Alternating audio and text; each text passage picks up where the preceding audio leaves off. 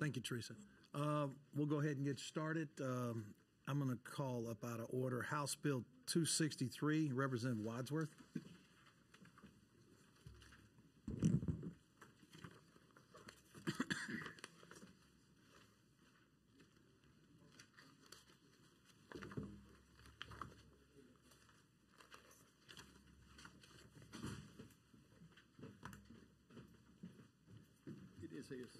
Thank you, Mr. Chairman and committee.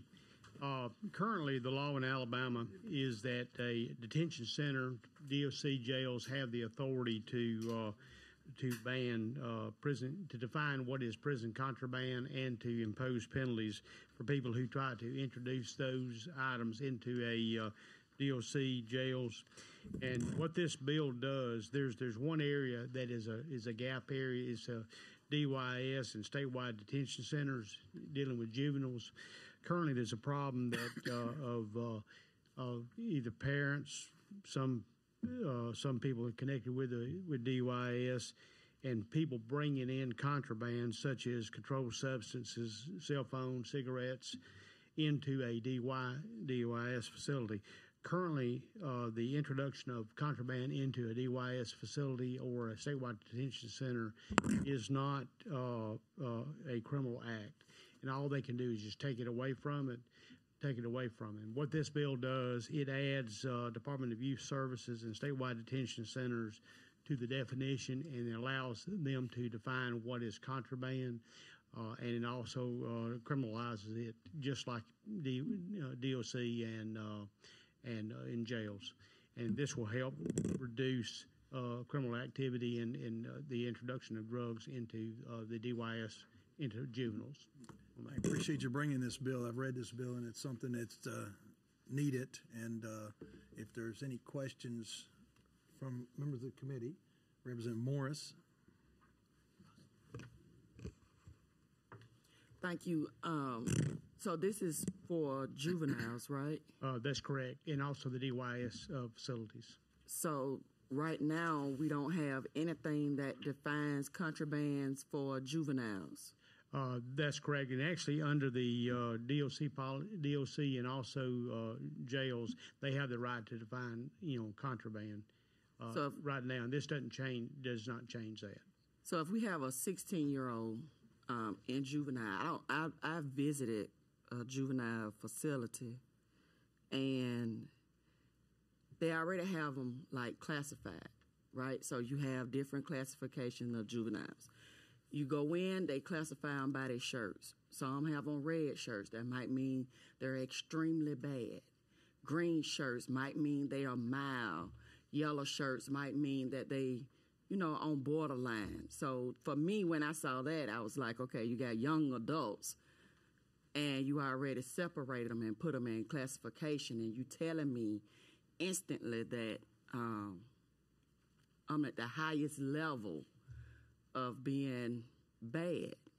And now we're gonna, I guess, for a 16-year-old and someone brings something in to them, or a 17-year-old, and they bring something in and they got a cigarette or a joint of marijuana or whatever somebody bring in, and give it to them, and then when they get stopped with it, now they become, can they remove them from the juvenile facility once they put that crime on them, and then transport them to DOC?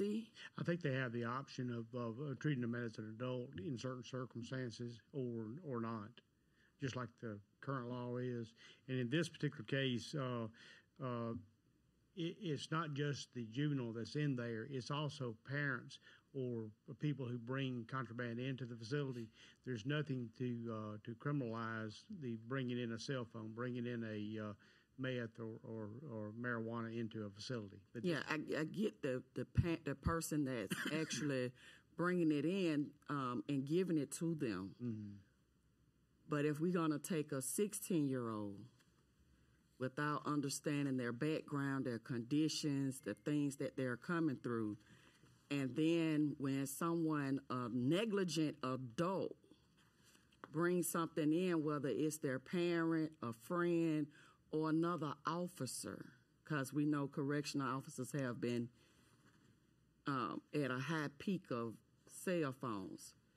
And then we're going to take that 16-year-old and remove them from juvenile, and then we're going to place them in DOC because we just gave them a criminal act for marijuana or a cell phone. Well, I can tell you that there is a third degree that is actually a Class B misdemeanor.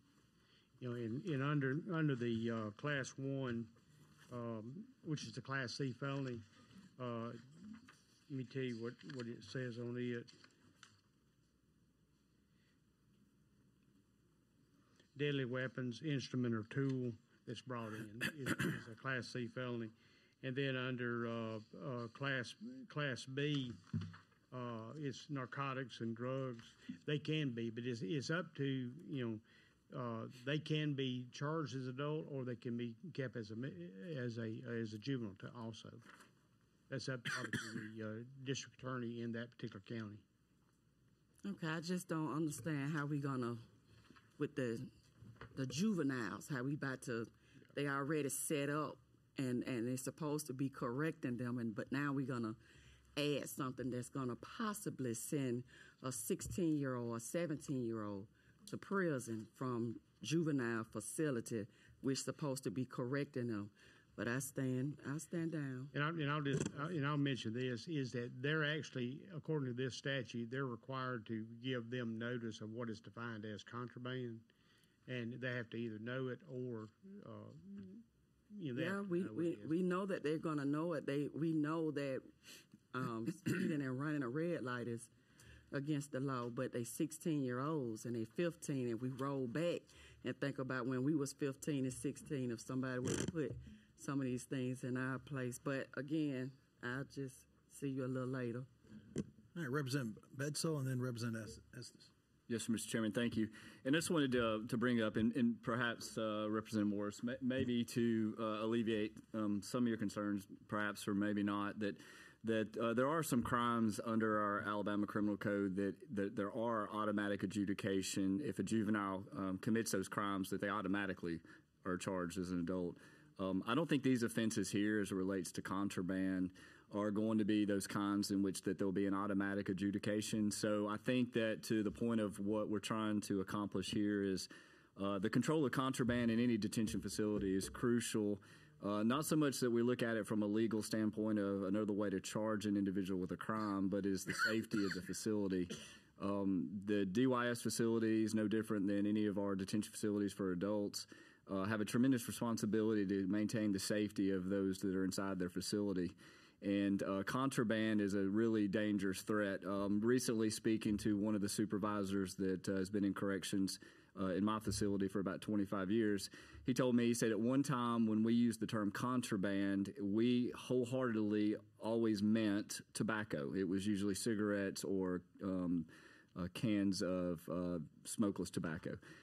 In today's world, unfortunately, that's not the case. Contraband has escalated to the point of dangerous narcotics that, for example, we just passed the fentanyl bill. Fentanyl is inside of our correctional facilities throughout the state. It is virtually undetectable. Suboxone is another. And so these types of things are things that not only are just like advantageous or fun for someone who is in a detained environment to get their hands on, to maybe take the edge off or to get a little high while they're in the facility.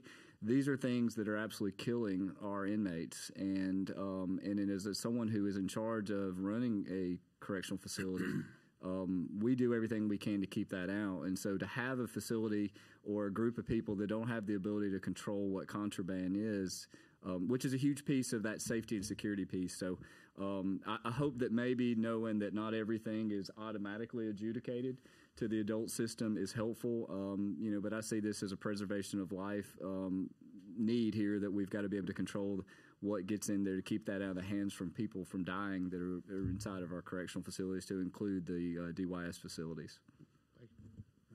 Representative Estes. Thank you, Mr. Chairman. I just had a point of clarification, Representative Wadsworth. This will be a uniform policy that oversee all DYS facilities and those that you're including in your bill. In other words, each individual facility would not set their own it would.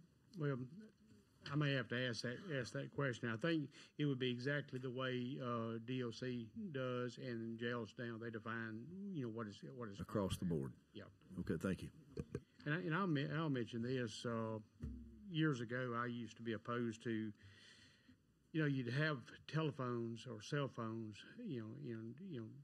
The price of what prison systems, jails would charge was high, and I just thought that hurt the families. However, I had in my practice, I had a lady bring in a bag of receipts about this big, where she had spent $50,000 over a 6-month period. Somebody had snuck a cell phone into a DOC facility. They would call her. Her son was in there. He was screaming in the background, and they're threatening to kill him unless she went down and put money on a card. And she spent about $50,000. She said, "I'm out of money." She said, "I can't do it, and I just need some help." And now my position is, I think the use of cell phones, sneaking in the cell phones, is probably one of the most dangerous things now, because it's the criminal activity. I can't say that her son wasn't involved, because he probably bought drugs in the facility. However, that use of the cell phone to terrorize people that are outside the facility, that's just as dangerous as introducing marijuana or drugs in the facility. Representative Pettis? Make a motion for favorable report. Okay, we got a motion for favorable report. We got a second. All in favor indicate by saying aye. Aye. All opposed, same. All right, the ayes have it. Your bill has a favorable report. By request of the sponsor, House Bill 264 will be carried over. And so that brings us, after some debate with the sponsor of the bill, if this belonged to him or not. I believe he's agreed that it is his bill, and that's House Bill 235. Representative Randy Wood. Thank you, Mr. Chairman and committee.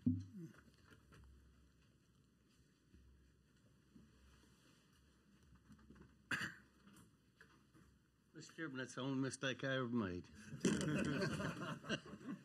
I honestly, I forgot this bill was mine. Mr. Chairman, members of the committee, what this bill does is plain and simple. Back home, I had a judge that this guy stopped him and told him he was an FBI agent. Well, my judge decided to put his butt in jail. And he started researching it, and there's not a law. He's not considered a peace officer in Alabama. The FBI is not. So we want to correct that and see if we can make them a peace officer. Okay. Any questions by any of the members of the committee? Seeing none, I got a motion for favorable report by Representative Pettis. All in favor indicate by saying aye. Aye. All opposed? Your bill has a favorable report. See how easy that was? Mr. Chairman, You argued longer than that on the phone. I know it wasn't your bill. I know I did. There's too many woods in here.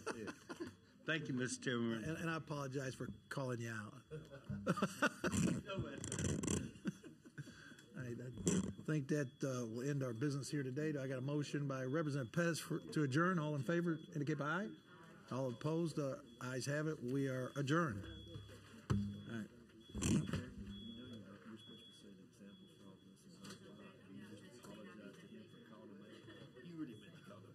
Yeah, I did. Yeah, I did. He messes with me enough. I was waiting for that opportunity.